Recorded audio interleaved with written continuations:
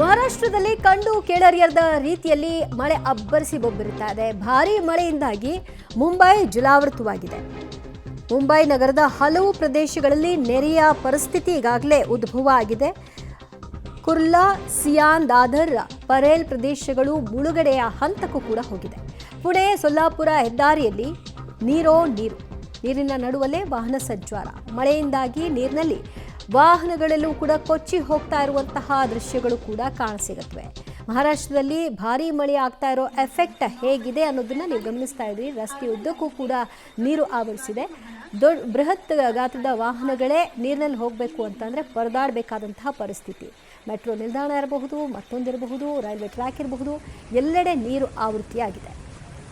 ಕೆಲ ವಾಹನಗಳು ನೋಡಿ, ಅಲ್ಲಿ ಕಾರೊಂದು ಹೇಗೆ ತೇಳ್ಕೊಂಡು ಹೋಗ್ತಾ ಇದೆ ಅಂತ, ಅದು ದಿಕ್ಕು ತೋಚದಂತೆ ಎಲ್ಲೋ ಹೋಗಿ ಅದು ನಿಲ್ಲಬೇಕಾಗಂಥ ಪರಿಸ್ಥಿತಿ. ಇನ್ನು ಇಷ್ಟು ನೀರು ನಿಂತಿರಬೇಕಾದ್ರೆ ವಾಹನ ಸಂಚಾರವಂತೂ ಅಸಾಧ್ಯ. ಬದಲಾಗ್ತಾ ಇರುವಂತಹ ಮಳೆಯ ಎಫೆಕ್ಟ್ ಇದು. ಇನ್ನು ಬಸ್ ನೋಡಿ ಎಷ್ಟು ಎತ್ತರಕ್ಕೆ ನೀರಿದೆ ಅನ್ನೋದಕ್ಕೆ ಈ ಬಸ್ ಹೋಗ್ತಾ ಇರೋ ದೃಶ್ಯ ನೋಡಿದ್ರೆ ಗೊತ್ತಾಗತ್ತೆ. ಅದರ ನಡುವಲ್ಲೂ ಕೂಡ ಬಸ್ ಸಂಚಾರ ಆಗ್ತಾ ಇದೆಯಲ್ಲ, ಅದಕ್ಕೆ ನಿಜವಾಗ್ಲೂ ಏನು ಹೇಳಬೇಕೋ ಗೊತ್ತಿಲ್ಲ. ಒಟ್ಟಲ್ಲಿ ರಿಸ್ಕಿ ಡ್ರೈವ್ ಕೆಲವರು ಮಾಡ್ತಾನೆ ಇದ್ದಾರೆ. ಅದರ ಅನಾಹುತಗಳು ಕೆಲವು ಕಡೆಯಲ್ಲಿ ಆಗುತ್ತೆ, ವರದಿಯಾಗುತ್ತೆ. ಇನ್ನು ಕೆಲವು ಕಡೆಯಲ್ಲಿ ಅನಾಹುತಗಳಾಗದೆ ಗ್ರೇಟ್ ಎಸ್ಕೇಪ್ ಕೂಡ ಆಗ್ತಾರೆ. ಸದ್ಯ ಮಹಾರಾಷ್ಟ್ರದಲ್ಲಿ ಆಗ್ತಾ ಇರುವ ಭಾರೀ ಮಳೆಯ ಚಿತ್ರಣ, ಮುಂಬೈನಾದ್ಯಂತ ಜಲಾವೃತವಾಗಿರುವಂತಹ ದೃಶ್ಯ.